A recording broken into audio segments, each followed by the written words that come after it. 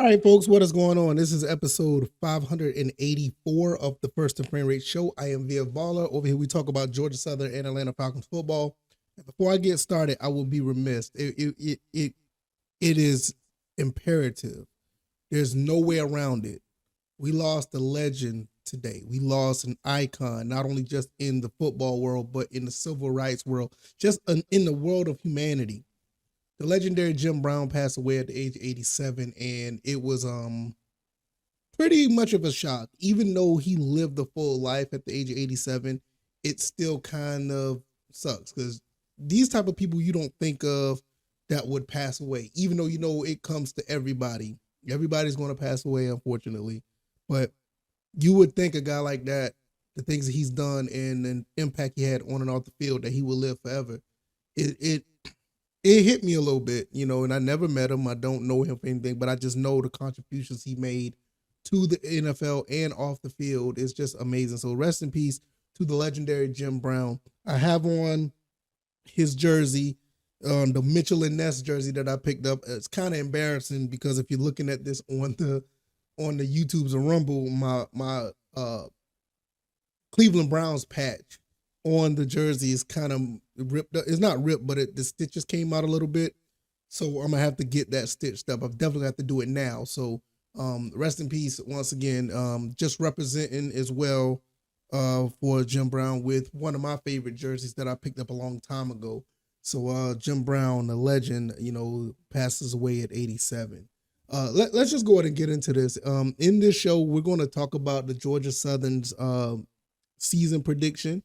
Wins, losses, see what they're going to do as far as this season, according to collegefootballnetwork.com. I'm going to put the link down in the description so you can check that out. We're going to go through each game that they're going to play and what this article says. And I'm going to see if I agree with it for the most part. So their win-loss record, we're going to go through each game, and we're just going to go there and just giving me my thoughts and opinions on what this website or this article says. If this is your first time here, welcome. This has been a fantastic week for every avenue, the YouTube, the Rumble, the Spotify, the Stitcher, Apple, Google Podcasts. You guys have been amazing. I really, really appreciate it. I cannot do this without you guys, and I really appreciate it. I also can be found on Twitter at VFBaller. Also, the website is firstandframerates.com. Firstandframerates.com. Go check that out and support your boy if you don't mind. All right, let's just go ahead and get into this. Week 1, Georgia Southern Eagles is going to go play the Citadel. Well, the Citadel is coming to Paulson, and this is what this article said. This is what they said basically. The Eagles dispatched their season opening FCS opponent comfortably last fall. Yeah, we beat I can't remember the name. I want to say Morris Brown, but it's not Morgan State. There it is. And you can expect the same thing in 2023. Georgia Southern versus the Citadel promises to be an ultimate contrast in styles, with the Service Academy option offense taking on one of the nation's most high-volume passing attacks. They say we're going to beat them 37-8. I think we're going to beat them, but the only way that we do beat these guys handily is we're going to have to stop the running game, because if you're Georgia Southern Eagle, you know how the option can be. So we got to contain that. If we contain the option, we can blow this team out probably about just as much as we did against Morgan State. Now, 37-8. How we're going to obtain that? Basically, we're just going to have to get them in the passing game. We can get our passing attack going and keep these guys from running the ball. That's basically how it's going to be. So week 1 is pretty much a wash. Not a wash, but I kind of agree with it. 37-8. It could be bigger than that. Week 2. UAB comes to Paulson once again for the revenge game. We need to get back on this team. Unfortunately, they don't have their running back. I think the running back ended up going to the pros.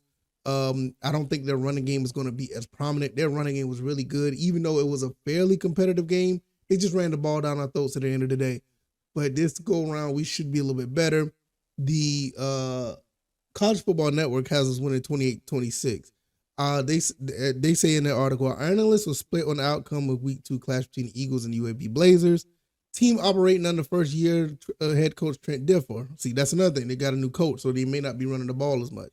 While CFN director Cam Mellor favors one score win for Georgia Southern, I can see the Blazers scrapping a 2-point win in a high-scoring affair. The compromise, a close Eagles win, and it's based on stability of coaching. Yeah, I can see that.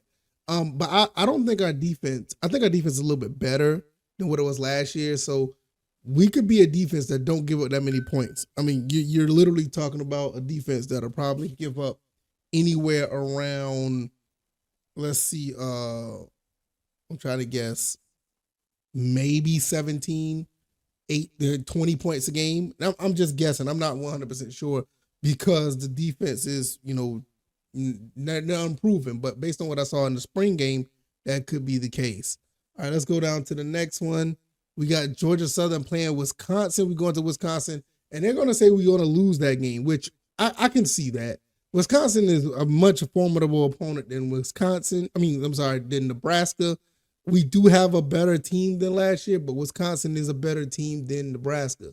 So it says here, Wisconsin constantly turns out defenses that sit near the top of the most defensive metrics, and there's no reason to believe that would change with the hire of Luke Fickell as head coach. Badgers should have the measure of Georgia Southern offense, while Braylon Allen and Ches Musley might have their way with the Eagles' run defense. Now, see, this is what I'm saying. The Eagles' defense is unproven, but they did play a little bit better. Now, for them to give up 29 points to Wisconsin, I can see it. They're going to be at Wisconsin. It's going to be a little bit different. But Coach Clay Helton knows how to coach these guys up to play big games. So it's going to be really interesting to see how that plays out. Week 4 is going to be against Ball State. We beat them last year, and we're going to be playing them again. This time we're going up to Ball State to play them. And right here it says, rounding out Georgia Southern out-of-conference schedule, the Eagles fly to Muncie, Indiana to take on Ball State, the team that loses their main offensive weapon following the departure of Carson Steele to UCLA. That is a really big pickup for UCLA. I thought Carson Steele played fairly well against us, even though we did win that game. And for him to go to UCLA, that's going to be really interesting. It's one of the kids I'm probably going to follow watching him at UCLA because that's going to be interesting to see how he makes a transition. However, it's the loss of cornerback Nick Jones to the NFL that stings against the Georgia Southern passing game. Yeah, that makes sense because I don't think their secondary is going to be as prominent, and they weren't that prominent last year, even though we did eke out a win. But this year, with the weapons that we have, it's going to be really difficult for Ball State to make a difference. All right, let's see. Get past the ads. Week 5. Oh boy. Coastal Carolina, they come into Paulson and they say we're going to beat Coastal Carolina 29-27. I can see this. I don't think this game is going to be that low scoring or that close. I think it's going to be like a 7-point game, but it's going to be like up in the 40s. Unless our defense shows me what they can do, Coastal Carolina is going to be able to move the ball. Grayson McCall is coming back to Coastal Carolina. I think he is perfect for that position or that school. I know he tried to dibble and dab and try to go to a Power 5, but I'm going to be honest, I never thought Grayson McCall was Power 5 material. I think he's in a perfect spot with the group of 5, and that doesn't mean that he can't develop into something in the NFL, but I think it'll take him some time if he was to go the NFL route, but I don't think – it's just one of those type of players that they're good, a group of 5 player, but you give them 1 or 2 years, they'll make it in the NFL. I just would think if he would have jumped to the Power 5 rankings, I don't think he would have made it. And I think other schools thought it as well. That's why he ended up going back. So, but with that being said, this is going to be a good game. I think this is going to be a game that I would love to attend. I would love to go to this game to see this one. And for them to be in a shootout, close, no bigger than a 7-point spread, I think this is going to be a good one to look at. Georgia Southern wins, the power of Paulson prevails. I think that would happen. Now, week 7, we go to James Madison. Oh boy. James Madison, week 7. Get back game for James Madison, maybe. I don't know. We end up beating them, knocking them out of the top 25 last year. So in the role reversal of last season, the Eagles beat Coastal Carolina and then lose to James Madison in 2 pivotal games. So they say we're gonna beat Coastal Carolina and lose to James Madison, kind of like the opposite. We beat James Madison and end up losing to Coastal Carolina last year. Georgia Southern shocked the then-ranked Dukes and Statesboro, but might struggle to overcome a secondary that includes a number of impressive players this time around. Okay, they got a pretty good secondary. That's going to be interesting to see. Can we get the run game going if the secondary of James Madison that good. I just did an episode of Thunder and Lightning when it comes to Jalen White and OJ Arnold. Also, you got a couple other running backs that can run the ball at Georgia Southern as well. So, do we come up with a game plan and possibly steal one at James Madison? I mean, they have a phenomenal stadium as well. Really, really beautiful looking stadium. Week 8, Georgia Southern, we go to Louisiana Monroe. This should be a get back game because Louisiana embarrassed us last year. They really did. And that we should get back on them. They're coming into Paulson, so that's going to be interesting. Got us winning at 29-13.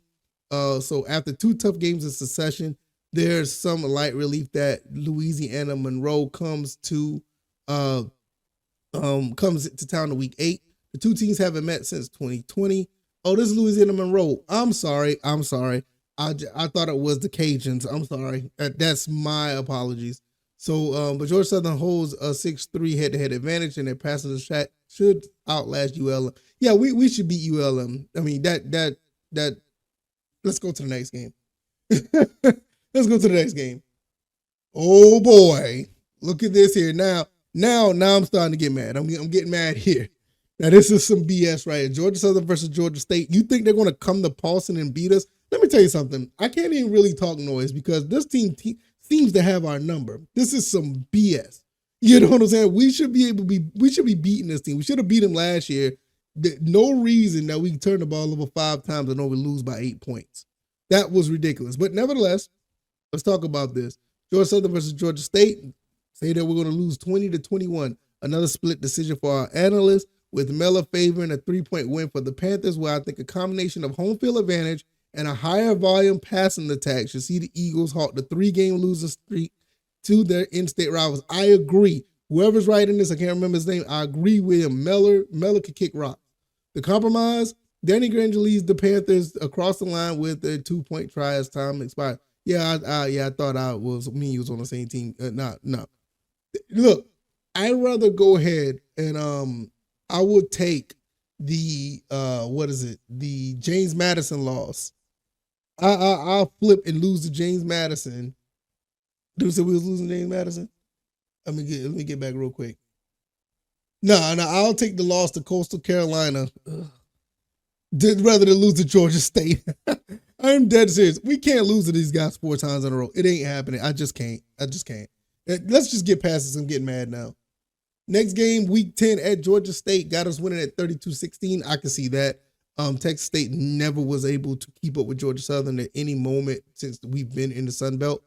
And I don't even think when we played them in the FCS, I don't think they could either. While there's some excitement brewing around San Marcos due to new coach and up-tempo offense, the Bobcats have given up an average of 39 points in the last 2 classes of Georgia Southern. Yeah. They didn't face the Eagles last fall as they established themselves as a dominant pass-first offense. See, they gave up 39 points prior. They gave up 39 points against us prior to Coach Clay Helton coming in. Just let that sink in. Week 11 at Marshall. We're going to win this game as well, 27-22. Okay.